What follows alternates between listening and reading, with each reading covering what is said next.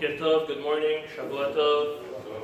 We're going to start learning the halachot of Tikiyat Shofar. Normally, there's a lot that happens pre-Rosh Hashanah and on Rosh Hashanah that maybe we don't spend enough time and energy on the halachot of Shofar. So hopefully over the next week we're going to cover more in depth, hopefully in the mornings, briefly, the halachot of Shofar.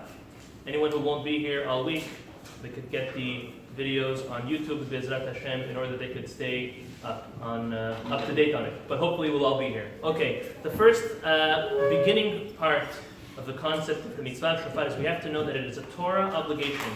It's not a rabbinical obligation. It is black on white, the Torah obligation that on Rosh Hashanah we blow the shofar. Just to give us a little bit of an introduction, Rosh Hashanah has 4 names to it, as we know. We have Rosh Hashanah, Yom Adin, Yom HaZikaron, and Yom Teruah.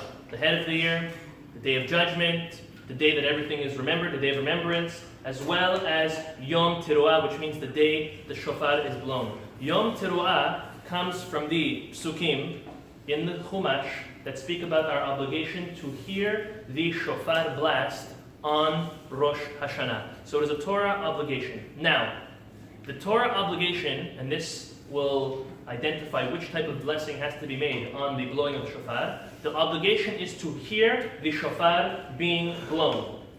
The mitzvah is not to blow the shofar. The mitzvah is for the shofar to be blown. Therefore, that's why there's not an obligation for each and every one of us to blow our own shofar. One blows and everybody hears. It's not like tefillin. Tefillin, each of us need to do it ourselves.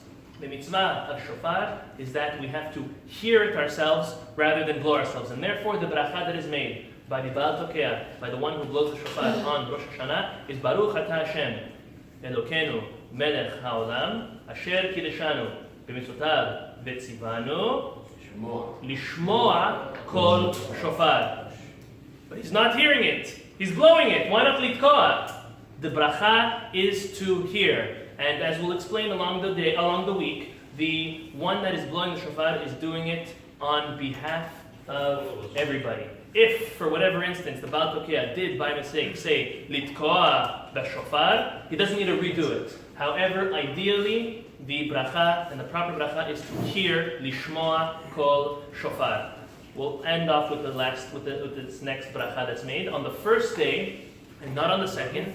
On the first day, we also make a shehayanu specific for this mitzvah of shofar. The same way like we make a shehayanu when we eat the matzah, and the same way, or like on the seder, the same way we make a shehayanu by sukkah. We make a specific shehayanu for this Torah obligation and this mitzvah of blowing the shofar Bezrat Hashem. We're going to continue with the halachot all week long. All week long in the evenings, 7:20 is Mincha Arvit. We invite everybody to come join us for Mincha Arvit. This morning we